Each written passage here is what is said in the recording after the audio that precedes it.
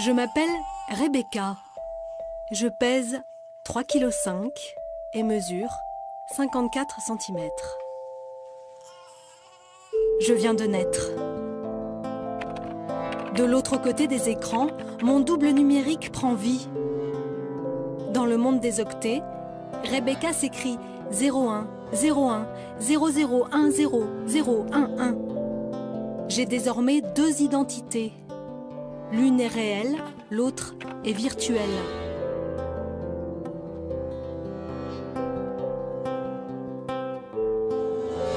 Internet, pour mon père, c'est devenu tout à fait naturel.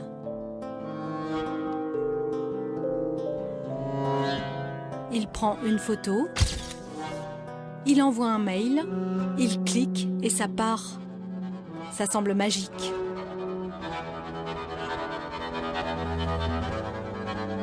Mais comment voyage l'information?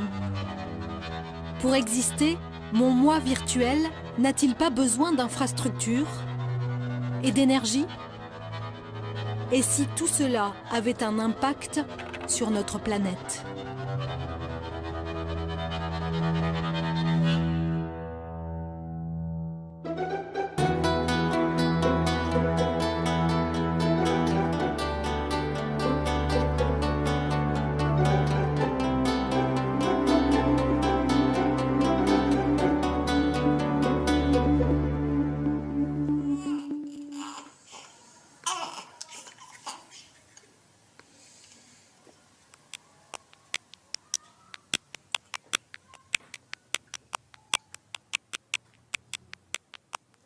Il était une fois le mail.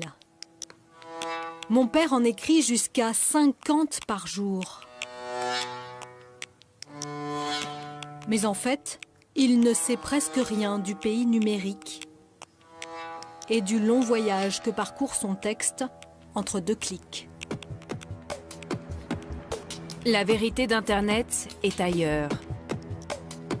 On la trouve cachée sous nos trottoirs, immergée sous la Seine, enfouie sous la mer. Les routes de l'information sentent l'humidité et la poussière.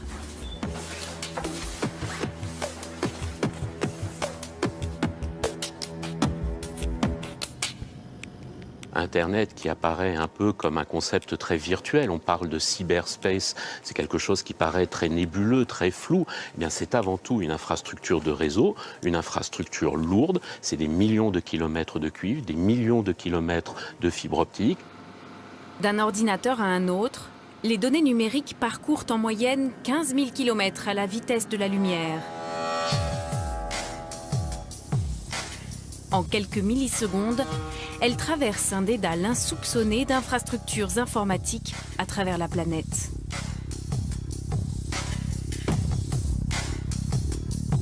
Mon mail part de l'ordinateur, arrive à la box.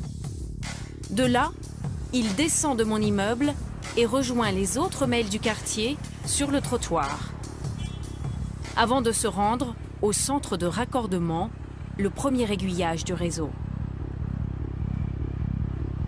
Ce bâtiment représente la porte d'entrée d'Internet. Ici, mon mail passe de mon câble individuel aux câbles nationaux et internationaux. Il quitte, en quelque sorte, la petite route de campagne pour prendre l'autoroute.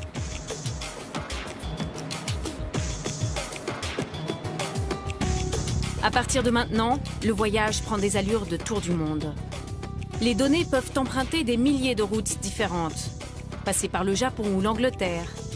Elles sont orientées tout au long de leur parcours par des routeurs, les aiguilleurs du réseau. Première halte, aux États-Unis, chez l'hébergeur de ma messagerie, Gmail en l'occurrence. Cela pourrait être Hotmail ou Yahoo. Dans cette usine appelée Data Center, mon mail est traité, stocké et enfin réorienté, car toujours à la vitesse de la lumière, il refait tout le voyage en sens inverse jusqu'à la boîte mail du destinataire. Envoyer un mail n'est pas aussi magique qu'il y paraît. Derrière les apparences se cache une facture importante, celle de l'énergie nécessaire pour faire fonctionner Internet. Et cela n'a pas échappé à l'ADEME. L'Agence de l'environnement et de la maîtrise de l'énergie a calculé le coût électrique de nos actions digitales. Le résultat sur un mail donc avec une pièce jointe, c'est à peu près, pour donner un équivalent, une ampoule basse consommation de forte puissance, hein, qui fonctionnerait pendant 1 heure. Donc c'est pas énorme, mais quand même, si on multiplie ça par le nombre d'utilisateurs, le nombre de mails, etc., ça fait quand même, les petits ruisseaux font des grandes rivières. Bon, envoyer un mail avec une pièce jointe nécessite 24 Wh. Une ampoule allumée pendant 1 heure. Sans pièce jointe, c'est en moyenne 5 Wh. Soit. Mais voilà, chaque heure, 10 milliards d'emails sont envoyés. Vous avez du mal à vous représenter ce chiffre? Cherchons des équivalences. 10 milliards de mails, c'est en moyenne 50 gigawattheures. L'équivalent de la production électrique de 15 centrales nucléaires pendant 1 heure. Ou si vous préférez, 4000 tonnes équivalent pétrole. 4000 allers-retours Paris-New York en avion. Tout ça pour 1 heure d'échange de mails sur le réseau. Et c'est sans compter tout ce qu'on peut faire d'autre sur le net. Pour fonctionner, Google à lui seul exige en continu autant d'électricité que la ville de Bordeaux.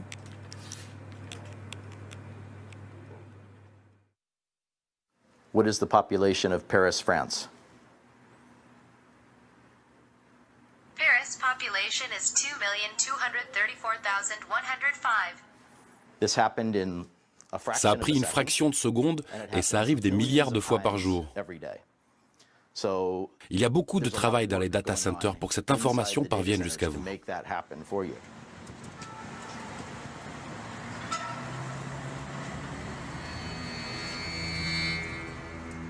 Disséminés un peu partout dans le monde, les data centers sont devenus les temples stratégiques de notre économie digitale.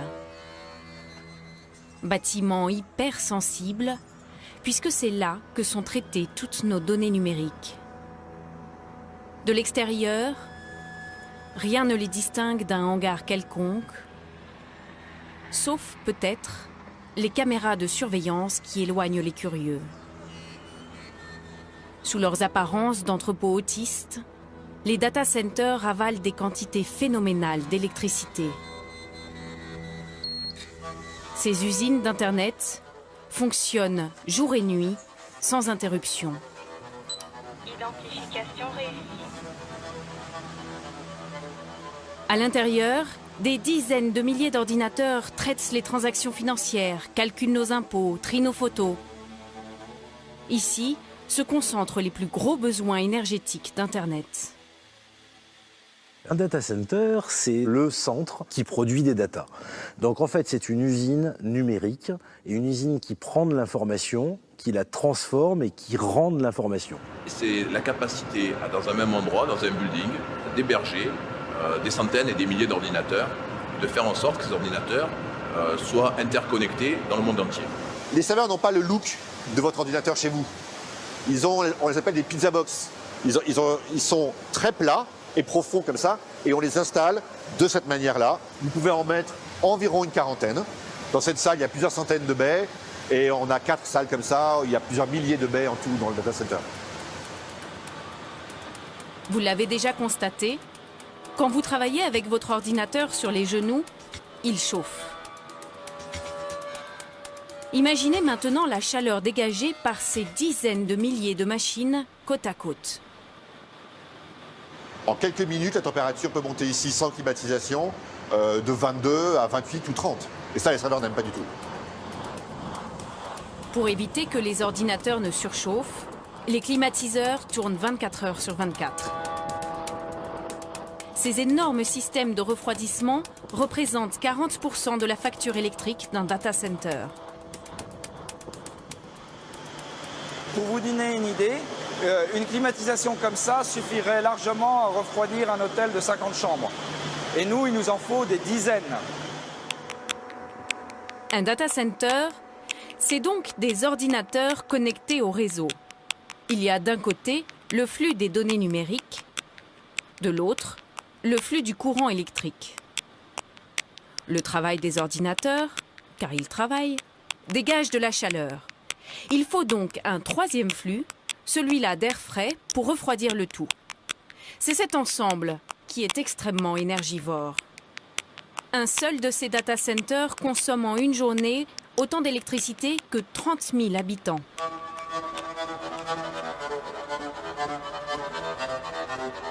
L'électricité est le carburant du réseau Internet, mais aussi son talon d'Achille.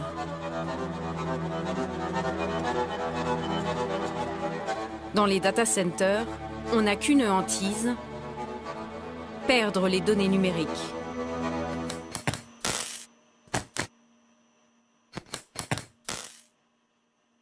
Les serveurs des clients ne peuvent pas tomber ne serait-ce qu'une seconde, parce que les impacts sont en millions ou milliards d'euros. Quand vous allez voir un site web, vous voulez qu'il soit disponible. Si physiquement l'ordinateur ne fonctionne pas parce qu'il n'a plus d'électricité, parce qu'il n'est pas refroidi, eh bien vous n'aurez pas votre site web. Le niveau de disponibilité qui est attendu de la part des data centers est équivalent désormais à celui qu'on attend dans le milieu hospitalier ou dans le milieu du transport aérien. On ne supporte pas évidemment qu'un avion se crache, eh bien on ne supporte plus désormais qu'un data center se crache.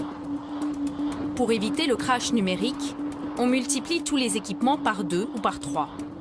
Si l'un d'entre eux lâche, l'autre prend le relais. Certains appelleraient cela de la paranoïa ou du gaspillage. Ici, cela se nomme prosaïquement la redondance. Ce ne sont pas juste les disques durs qu'on va devoir sécuriser ou multiplier, c'est toute la partie distribution d'énergie, secours d'énergie, production de froid, distribution de froid. Tous ces moyens-là devront être sécurisés pour que aucun élément de la chaîne ne soit fragile. Donc ça demande beaucoup de moyens et ces moyens consomment tous de l'énergie. On fait des métiers de parano.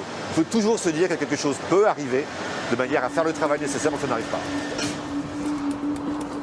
Alors là, on arrive dans l'antre des bêtes. La redondance alourdit encore la facture énergétique. L'électricité de secours est fournie par des générateurs. Leurs moteurs de 3000 chevaux sont capables de propulser un paquebot. Ici, il y en a 10, prêts à démarrer au quart de tour.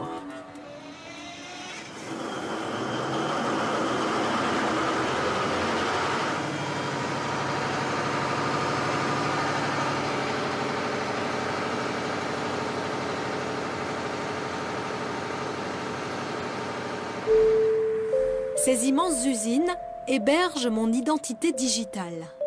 Je dois avouer que c'est un drôle de berceau pour un bébé. Un berceau numérique. J'ai désormais 30 jours et j'ai pris 1 kilo.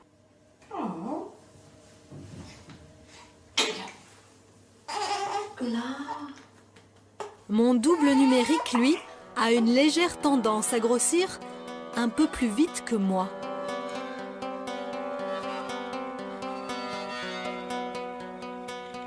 Si on calcule le poids numérique de Rebecca, il y a 582 mégas de photos, il y a 433, 440 mégas pour le faire part, et il y a 40 mégas de playlist musicale. Ça nous donne un peu plus d'1 giga. Ça va vite. Je pense qu'en fait ça va aller de plus en plus vite. Ça c'est ce que j'ai sauvé des multiples trucs. Donc moi, petit, tu vois, j'ai 1, 2, 3, 4, 5, 6, 7, 8, 9. J'ai 9 photos. Tu vois, c'est quand même pas la même chose, quoi. Moi, j'ai 9 photos de moi bébé et elle en a déjà 100. Parce qu'on a déjà un rapport de 1 à 10. Quoi. Le volume des données en circulation double tous les 2 ans. C'est ce qu'on appelle le big data. Aujourd'hui, en 1 minute, 100 heures de vidéos sont déposées sur YouTube. 2 millions de recherches sont effectuées sur Google. 680 000 messages sont postés sur Facebook. Rappelez-vous, 1 heure d'échange de mails consomme aujourd'hui l'équivalent de 4000 allers-retours Paris-New York en avion. Et demain, quel sera le coût énergétique d'Internet? Les octets s'emballent, et c'est en partie lié au fait que tout peut être numérisé. Tu vois, ça c'est le coffre à antiquité. Donc là, on a encore des mini-disques, des DVD en dessous et des CD, quoi. En gros, c'est ce qu'on n'a pas donné encore. C'est un peu le dernier truc dont on a du mal à se séparer. On l'a pas ouvert depuis qu'on a déménagé. C'est des vieux trucs, quoi. Mes parents ne possèdent plus de CD, mais des listes de lecture. Plus de lettres, mais des mails. Mais à force de stocker toutes ces données, leurs disques durs sont pleins.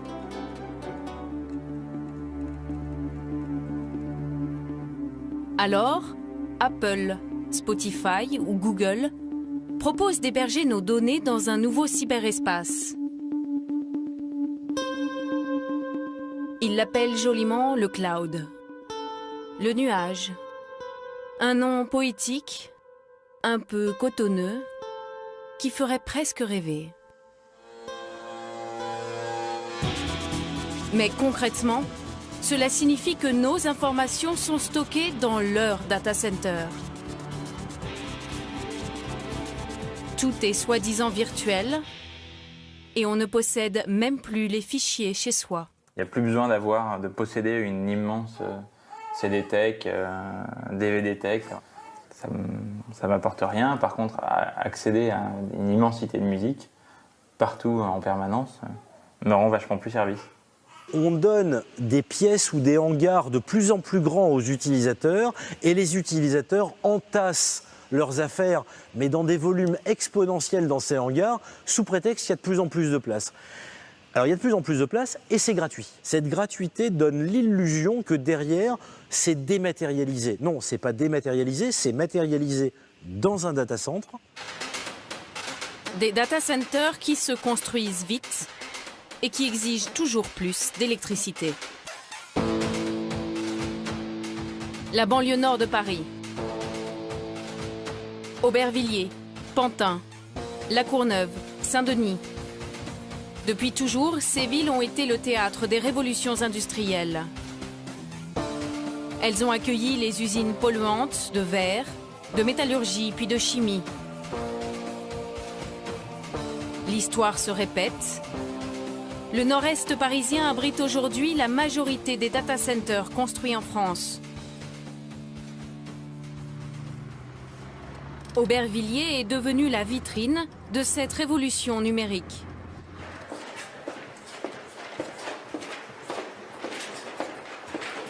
On a 6 data centers sur la ville. Voilà. Ce qui fait dire d'Aubervilliers que c'est la ville des data centers. Ça le fait en affichage politique.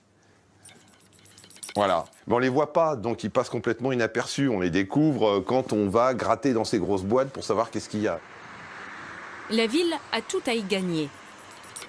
En 2011, les data centers ont rapporté 1,5 million d'euros de taxes professionnelles à Aubervilliers et à Saint-Denis. Ils permettent également de réhabiliter les vieilles friches industrielles à l'abandon.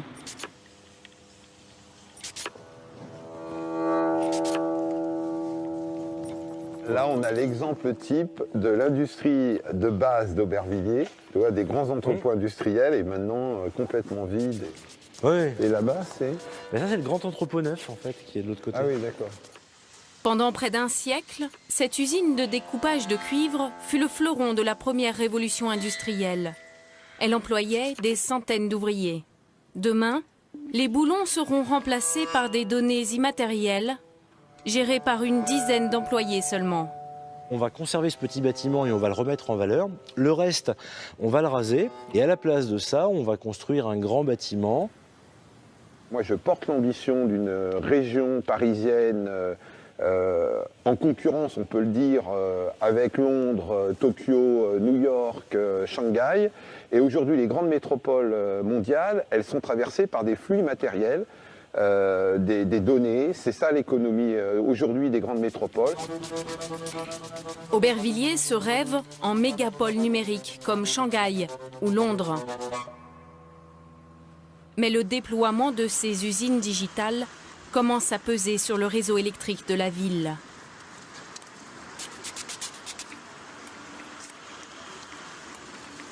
On a l'équivalent de la population d'Aubervilliers en consommation électrique consommée uniquement par les data centers. Alors quand on lit ça, forcément, c'est impressionnant. Jusqu'à maintenant, ça ne nous posait pas de problème, sauf que, évidemment, l'économie numérique croissant, là, ERDF commence à dire, ça commence à chauffer dans les tuyaux. Distribuer l'électricité requiert des infrastructures. Avec le développement des data centers en Île-de-France, celle de la région nécessite plusieurs millions d'euros d'investissement. Nous alimentons entre autres des data centers. En Île-de-France, nous en avons 35 à peu près. Et aujourd'hui, ces data centers consomment 200 MW, ce qui est l'équivalent d'une ville de 200 000 habitants. Quand je me projette à 3-4 ans, ces mêmes data centers devraient consommer le double à peu près. Et si on se projette dans 10 ans, 12 ans, on devrait avoir quasiment une multiplication par 5 de cette demande. Décidément, rien de virtuel derrière nos clics. Cette demande en énergie pourrait même avoir un impact sur notre planète.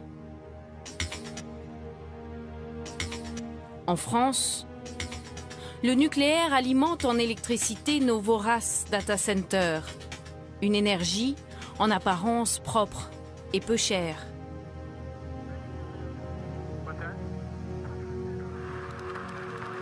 Aux États-Unis, chez les pionniers du numérique, c'est une toute autre histoire.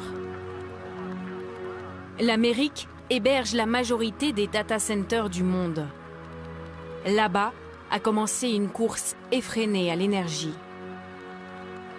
Depuis 2007, les plus grands se sont donné rendez-vous en Caroline du Nord, au milieu des champs. Voici Facebook. À quelques kilomètres, c'est Apple. Et plus loin, c'est un autre géant du web qui s'est installé, Google. À eux trois, ces data centers pompent 5% de l'électricité de la Caroline du Nord. Nous sommes à la recherche d'Internet, en Caroline du Nord. On se rapproche. Je peux presque entendre les serveurs ronfler.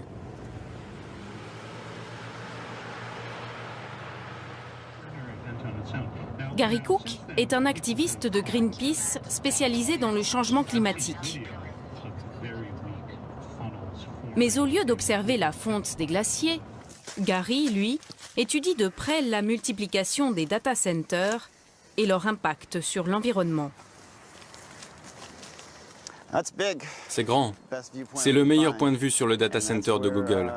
Il y a une grande partie d'Internet juste derrière nous.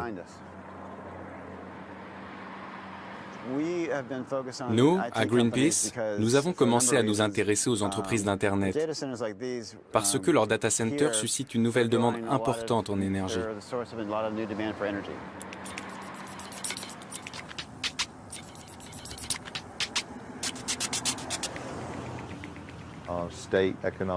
Les autorités de Caroline du Nord ont tout fait pour attirer les data centers dans l'État. Ce sont de gros clients. Ils ont une demande en électricité stable, il n'y a jamais de pic, d'intermittence. Il leur faut du 7 jours sur 7, 24 heures sur 24. Et la seule façon de répondre à leurs exigences électriques, c'est de les alimenter avec des centrales nucléaires ou des centrales à charbon. Le charbon. Qui eût cru que cette vieille énergie fossile, survivance du 19e siècle, serait le carburant de nos voyages sur Internet? Que nos posts Facebook et que nos mails dégageraient une épaisse fumée noire. Quand on te dit Internet, tu ne penses pas au charbon. Mais malheureusement, dans beaucoup d'endroits, Internet est alimenté au charbon. C'est ici que le nuage, le cloud, devient réalité et touche le sol.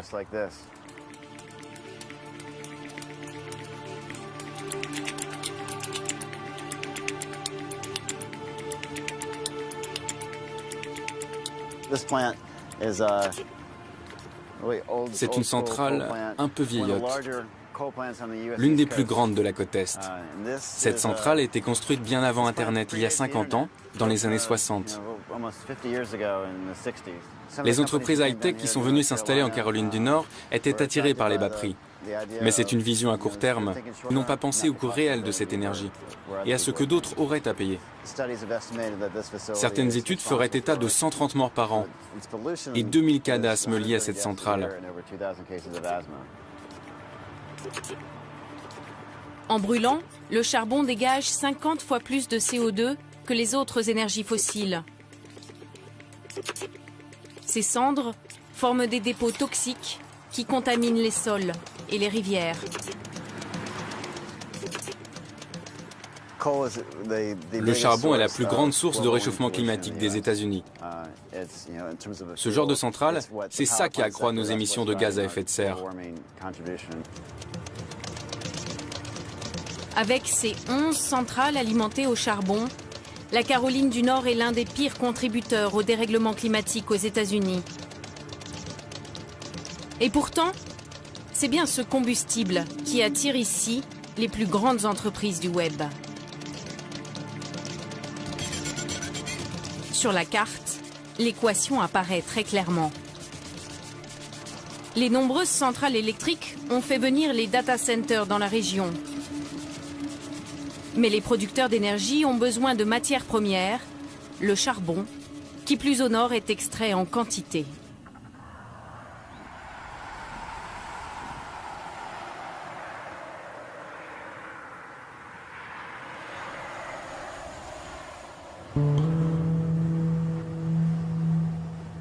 Les montagnes Appalaches de Virginie occidentale respirent le métal rouillé et la poussière.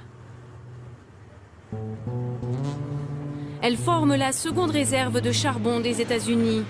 On y extrait 12% de la production américaine. L'histoire du charbon dans les Appalaches avait bien commencé.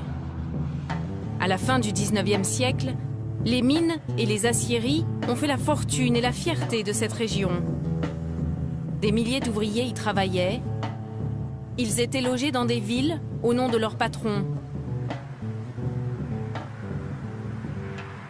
Je suis arrivée ici à 11 ans, en 1967.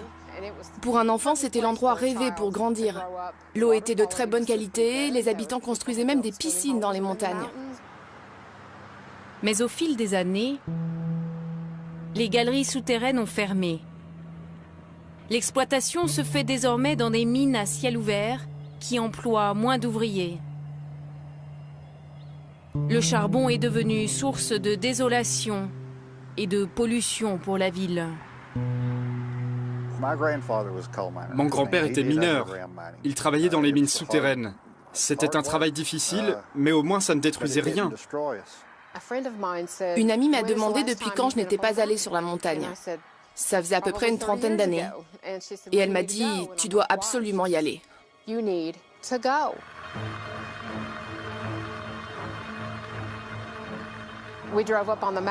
Une fois arrivée sur la montagne, j'ai dû demander à mon mari de partir avant que je ne vomisse. Toute la montagne avait été décapitée. Il n'y avait plus rien. Je ne comprenais pas ce qui avait pu se passer. J'étais sous le choc.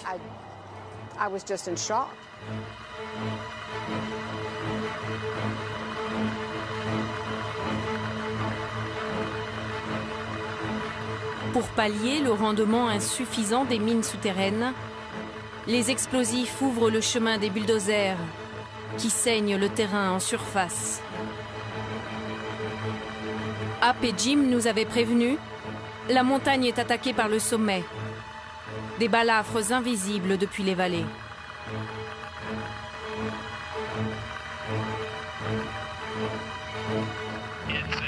It's un site impressionnant, il fait même un peu peur. Ce qu'ils font, c'est qu'ils vont d'une montagne à une autre. Ils la détruisent, on tire tout le charbon qu'ils peuvent, et après, ils passent à la suivante. Les vallées sont saccagées. Les arbres sont d'abord rasés, puis on dynamite la montagne, avant de la décapiter. Le procédé est radical. Les effets sur l'environnement aussi. Près de 500 montagnes ont été décapitées. 19 000 km de cours d'eau ensevelis. Toutes ces montagnes ont disparu à jamais. Le reste du pays a détourné les yeux de nos problèmes et de ce qui se passe ici, pour que nous puissions avoir de l'électricité.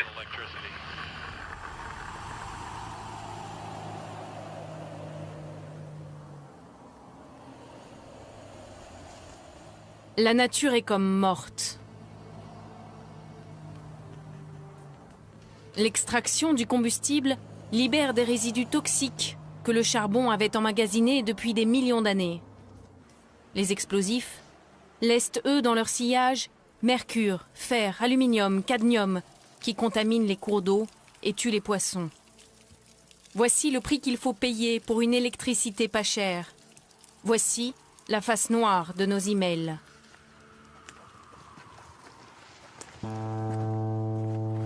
Dix ans après la fin de l'exploitation de cette montagne, malgré les efforts des spécialistes, rien ne repousse. Ils ont eu beau mettre des engrais qui aident à faire pousser n'importe quoi, n'importe où, même sur des murs, mais ici, tout est mort. Les arbres replantés sont moribonds. Je ne pense pas que l'on puisse un jour faire repousser quoi que ce soit ici. Mais la révolution numérique continue sa progression en exigeant toujours plus d'énergie.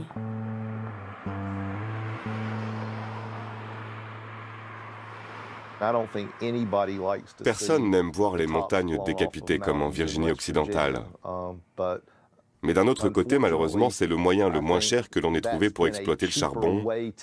Et de notre point de vue, ce qui compte, c'est d'avoir les prix les plus bas pour nos clients. Nos mails finiront-ils par détruire toutes les montagnes Appalaches ?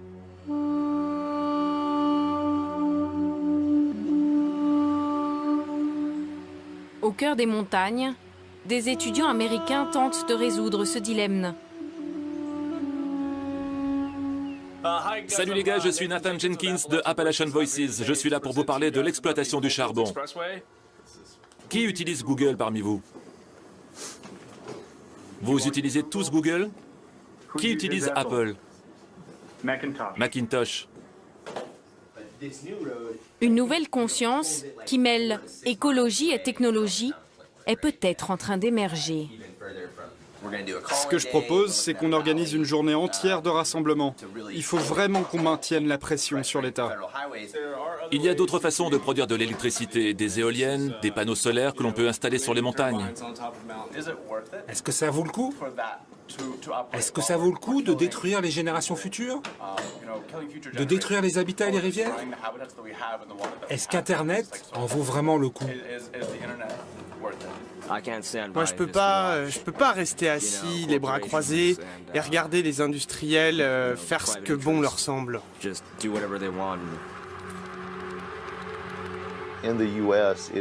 Aux États-Unis, le charbon est une ressource abondante et il nous permet d'assurer notre indépendance énergétique. Pour nous, les Américains, c'est très important, l'indépendance énergétique.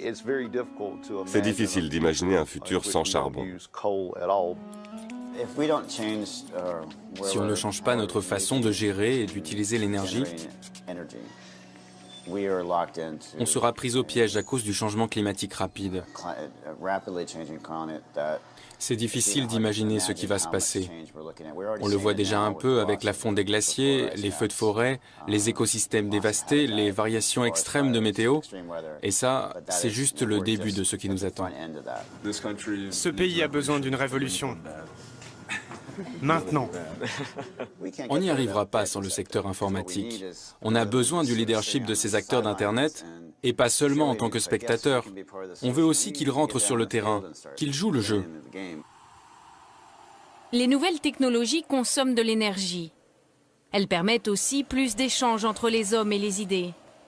La balle est désormais dans le camp des acteurs du web. Sauront-ils mettre leur technologie au service des économies d'énergie?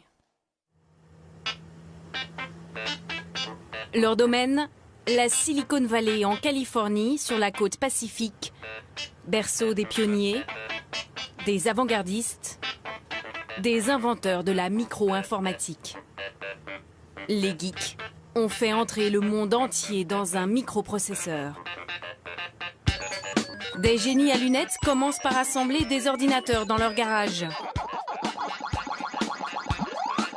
Puis, la première connexion entre deux machines est établie à l'université de Stanford et préfigure ce qui sera Internet. Après, tout va très vite. Google est créé en 1998, puis Facebook en 2004. Voici le campus principal de Google. Nous sommes un des acteurs d'Internet. Notre job, c'est de vous rendre la vie plus facile, donner à nos utilisateurs la meilleure information quand et où ils en ont besoin, sans qu'ils aient à trop travailler pour cela.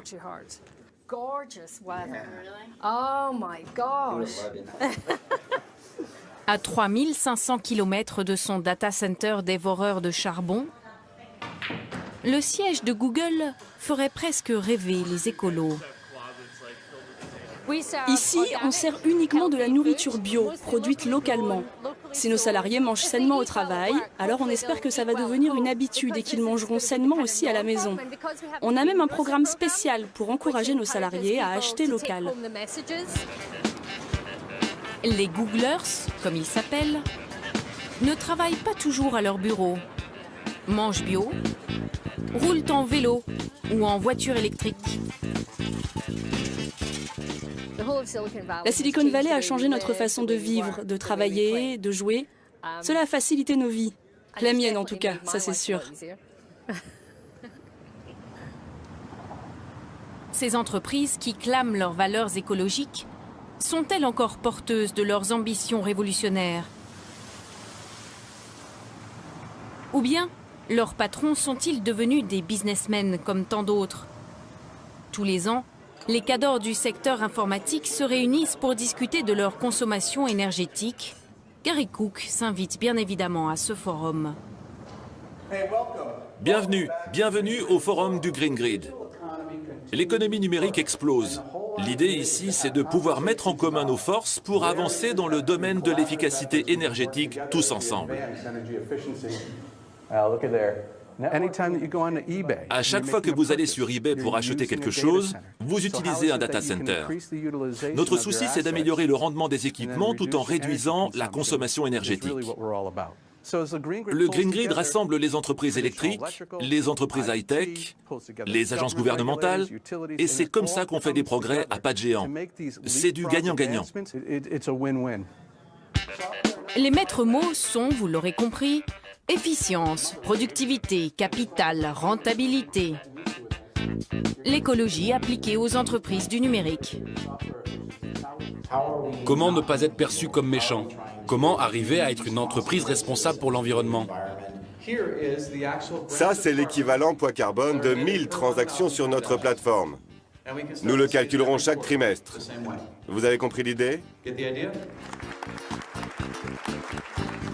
Google, c'est du business, pas vrai? Alors quand on réduit la consommation énergétique, c'est bon pour le business et ça nous fait gagner de l'argent. Nous, on fait tourner beaucoup de data centers. On a envie qu'ils aient un bon rendement. Ça réduit nos dépenses. Ça ne suffit pas d'avoir de bons rendements. Cela revient juste à brûler du charbon plus efficacement. Ce n'est pas cela qui va nous sauver. Gary Cook profite de l'occasion pour approcher les businessmen. Il veut les convaincre d'alimenter leur data center avec des énergies renouvelables. Salut, c'est Gary Cook de Greenpeace. Moi, ce qui m'intéresse, ce sont les énergies renouvelables. Nous, on a construit les data centers de Google. Il n'y avait pas beaucoup d'énergie renouvelable. Quand je suis venu ici la première fois, les gens se demandaient ce que Greenpeace venait faire là. Mais maintenant, ils ont compris. Moi, ce que je voudrais voir, c'est moins de blabla et plus d'action. Il y a un an, Gary a lancé un pavé dans la mare sous la forme d'un rapport classant les entreprises en fonction de leur utilisation des énergies fossiles. C'était la première fois que quelqu'un dévoilait la face cachée d'Internet et mettait les grands acteurs du web face à leurs responsabilités. Le plus mauvais élève, c'est évidemment l'une des plus grosses entreprises, comme d'habitude. C'est Amazon. Vous connaissez tous leurs magasins en ligne, mais ils sont aussi de très gros hébergeurs du cloud. Les puissants acteurs du web, ces grands enfants, ne sont pas tous du côté obscur de la force. Ces businessmen pourraient-ils reprendre le chemin d'une nouvelle révolution? Les entreprises high-tech ont toujours été révolutionnaires. Nous, ce qu'on leur demande, c'est d'appliquer leur esprit perturbateur et innovant au secteur énergétique. La provocation de Gary a fonctionné. Piqués au vif, les dieux du web ont réagi. La course au renouvelable est en marche. Google, le premier dégaine. Il construit un data center écolo en Finlande pour profiter de l'énergie hydraulique et de la température glaciale comme climatiseur naturel. Apple, lui, s'est attelé à la tâche de façon plus ostentatoire. Accolé à son data center en Caroline du Nord, il a construit la plus grosse ferme solaire du pays. Vu du ciel, c'est impressionnant. Au sol, Gary est un peu plus circonspect. Le problème, c'est que l'énergie solaire ne marche que quand il y a du soleil. Et en plus, même avec du soleil, cette ferme solaire ne couvre pas tous les besoins du data center. C'est un gros data center qui a besoin de beaucoup de puissance et d'énergie. Apple se heurte de plein fouet à la problématique majeure des énergies renouvelables, l'intermittence. Quand le soleil ne brille pas, il n'y a plus de production d'énergie. Quand il fait beau, il y en a en quantité, mais malheureusement la technologie actuelle ne permet pas de la stocker. Apple en est réduit à revendre une énergie solaire qu'il produit, mais sur laquelle il ne peut pas compter. C'est un bon début. Mais moi, ce que je voudrais, c'est les voir changer le système. Coincés dans leur vieux modèle énergétique, les acteurs du web n'ont pas encore vu la solution. Pourtant, c'est bien d'Internet lui-même que pourrait venir le miracle. Mais Internet, vu autrement, comme un moyen de mettre en réseau non seulement les hommes et les données, mais aussi l'énergie. C'est l'idée révolutionnaire d'un économiste américain, Jeremy Rifkin. Steve Jobs, la Silicon Valley et les fondateurs d'Internet ont créé avec Internet un réseau d'information collaboratif et décentralisé. Le problème, c'est que ces révolutionnaires de la communication se sont arrêtés après avoir créé le réseau. Ils n'ont pas compris ce que signifiait réellement Internet. Internet, ce n'est pas que de l'information qu'on partage. On peut aussi l'utiliser pour partager de l'énergie. Et si on fait ça, on crée une société nouvelle. La société dont rêve Jeremy Rifkin nécessite deux révolutions. Celle de la communication, nous sommes en plein dedans, et celle de l'énergie, encore incomplète. Et si la solution était déjà à l'œuvre ailleurs? Dans un petit village gaulois, par exemple. Montdidier, dans la Somme, 6500 habitants. Il y a 10 ans, la maire, Catherine Quignon-le-Tyran, fait le pari un peu fou de rendre sa commune autonome en énergie. Nous sommes des révolutionnaires pacifiques qui finalement œuvront pour le monde de demain. Elle fait construire une ferme de panneaux solaires et aussi 4 éoliennes. Chacune porte le nom d'un enfant de la ville. Mais comme Apple, elle se heurte aux caprices des énergies renouvelables, la fameuse intermittence. En plein jour, les installations fournissent trop, la nuit, pas assez. Et au final, la moitié seulement des besoins en énergie de la ville est couverte. Combien on produit 3,2, mais on ne doit pas... Il n'y a pas beaucoup de vent. Parce que voilà, on est à zéro. Il n'y a pas assez de vent. Pour atteindre l'autonomie, On peut demander aux habitants de consommer moins ou bien de consommer mieux, au moment où l'énergie est produite, par exemple. La maire a convoqué des experts pour plancher sur cette idée. Il va falloir qu'il y ait une véritable appropriation par les citoyens de Montdidier de la question énergétique. La préoccupation majeure, ça va être d'aller au cœur des besoins des citoyens et de la traduire en solutions qui soient réellement intelligentes. On ne veut pas d'une solution technocratique. Nos habitants, je pense, pour la première fois, commencent à se dire « ça vaut la peine qu'on essaye et qu'on contribue à l'effort ». Il faudrait que les consommateurs soient informés des aléas énergétiques et donc connectés par Internet aux moyens de production de la ville. Bonjour Madame la maire. Bonjour Monsieur Corona. Bonjour. Bonjour Monsieur. Dans un premier temps, un compteur électrique individuel et intelligent va collecter les données énergétiques de chaque habitant pour étudier l'écart entre la consommation individuelle et la fourniture d'énergie par la ville. Dans un deuxième temps, le boîtier pilotera les appareils domestiques en fonction de l'offre énergétique.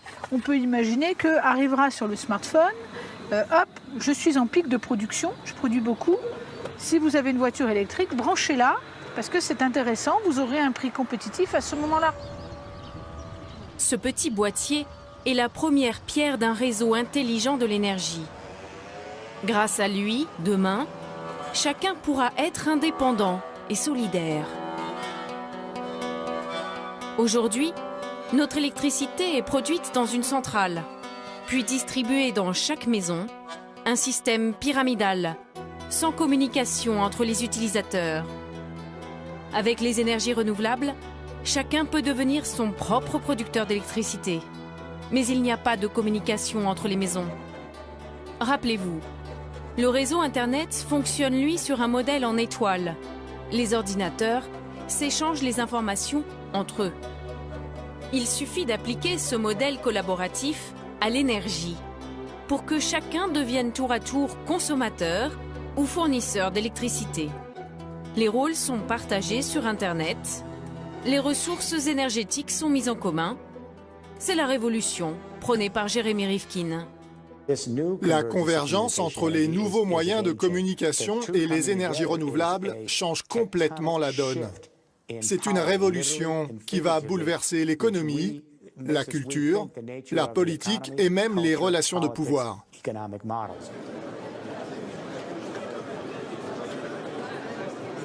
Jérémy Rivkin est un homme de réseau.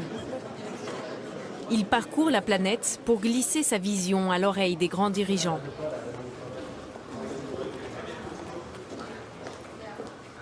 Je passe maintenant la parole à Jérémy Rivkin. La Chine, l'Union européenne, l'Italie et maintenant la région Nord-Pas-de-Calais ont inscrit la 3e révolution industrielle sur leur agenda. Ce nouveau souffle permettrait de répondre à la crise climatique et économique en conciliant progrès, écologie et capitalisme.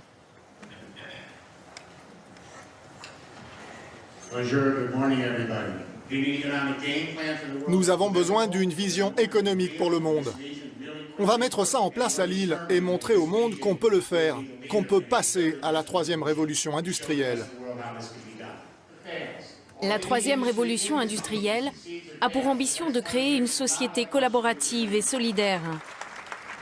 Ce système décentralisé pourrait aussi s'appliquer aux data centers, les usines d'Internet. Imaginez par exemple une portion de data center répartie au sein de votre immeuble. Alors, dehors il fait 12 degrés aujourd'hui. Ici à l'intérieur de l'appartement il fait 22 degrés. Ça grâce à ces machines-là. Voilà, bienvenue dans le monde du radiateur numérique. Beaucoup de gens ont constaté qu'un ordinateur ça chauffe. Il y a plein de gens dans leur chambre qui se sont dit bah tiens en fait je me chauffe avec mes ordinateurs. Et puis en fait ce que je me suis dit il y a assez longtemps en fait à l'époque où je travaillais dans l'informatique bancaire, en fait on peut en faire des radiateurs électriques à condition de trouver une solution technique intéressante pour le faire. Les serveurs ne sont plus empilés les uns sur les autres dans un gros data center qu'il faut refroidir. Jaune. Un jaune. Tu me le donnes? Ici, ils sont laissés à l'air libre Ils sont ainsi transformés en une multitude de petits radiateurs individuels qui répandent utilement leur chaleur.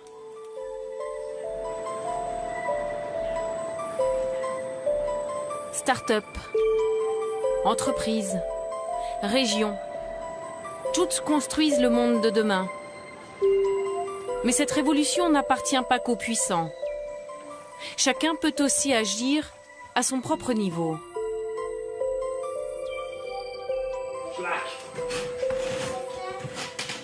C'est ça? Ah, comme ça? Toi aussi, tu te manges la main comme ça? Tiens, mange un peu des pâtes, toi. Et si on donnait une petite leçon d'écologie numérique à mes parents? Bonjour Clotilde. Bonjour. Frédéric Bordage est un expert en informatique verte. Ce qu'on va faire, c'est qu'on va commencer par brancher l'intégralité des équipements. Celui-là est déjà branché, c'est bien. Voilà, c'est un peu emmêlé tout ça. On va brancher celui-là. Qu'est-ce qui consomme le plus d'énergie? C'est envoyer un mail ou un SMS? Un mail. Un mail? Ah oui, évidemment. Un SMS, c'est quelques octets, alors qu'un email, ça va être quelques dizaines d'octets, donc ça va être 100 fois plus lourd en fait. Chaque email qu'on reçoit est stocké le temps qu'on le conserve en fait. Donc si j'ai ouvert un compte sur un webmail X ou Y il y a 10 ans, ça fait 10 ans qu'on stocke inutilement cet email, donc on alimente en électricité des disques durs qui permettent de le stocker. Équivalent à de la consommation de villes de 200 000 habitants qui sont alimentées tous les ans pour rien. Juste pour stocker des emails auxquels on n'accédera plus jamais en fait. Un clic, poubelle, et c'est peut-être un data center qui ferme. Chacun, à titre individuel, évidemment, ça va être quelques millièmes de quelque chose, c'est infinitésimal. Mais on oublie toujours qu'on est 2 milliards et qu'à partir du moment où 2 milliards de personnes changent un tout petit peu leurs habitudes, ça a tout de suite des impacts qui se comptent en gigawattheures par an et c'est des centrales nucléaires qu'on ferme. Petit lapin est tout excité. Et celui qui est bleu, avec son petit costume bleu, il est où? Celui qui crie. Ouais, exactement. Maman, elle n'est pas contente du tout. Ça n'est pas juste, je pense, petit lapin. Elle ne pense qu'à ses... Demain, ma vie numérique sera-t-elle stockée dans des radiateurs connectés? Se nourrira-t-elle encore de charbon?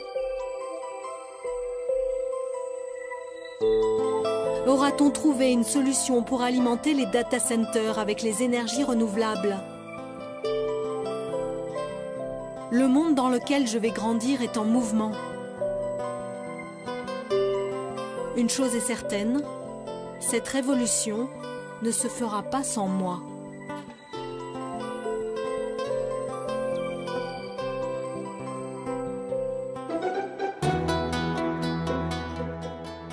Et dans cette économie numérique, nos données personnelles sont devenues le nerf de la guerre. Notre profil d'internaute et donc de consommateur vaut de l'or pour les géants de l'Internet.